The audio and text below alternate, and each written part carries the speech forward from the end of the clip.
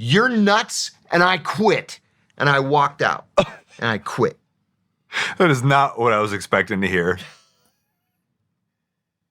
So I went back to my dorm. I was an RA in the dorm, which is one of the ways I was paying my way through college.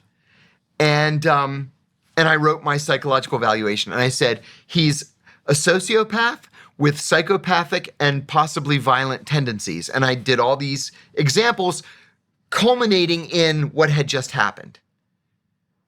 So I pass in the paper.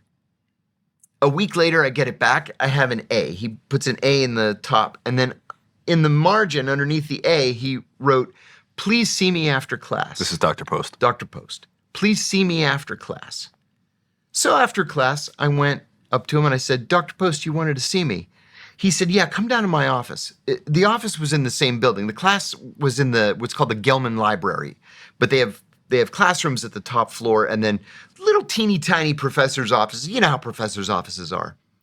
So on the lower floors, they have the professor's offices. I go down to his office and he closes the door and he says, "Listen, I'm not really a professor here.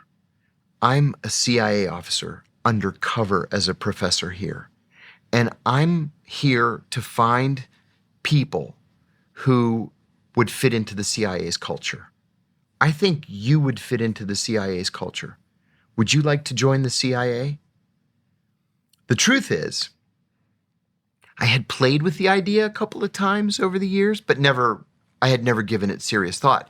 But I was getting married in 6 weeks, and I didn't have any job. I didn't have any hope for a job, and I didn't know what I was going to do. So I said, "Sure, why not?" So he picked up the phone, and he called a number. And I'll tell you, I remember being very impressed as he was doing this because those are the days where people had Rolodexes. Do you know what a Rolodex is? Yeah. So you used I'm not that young, unfortunately. right? So.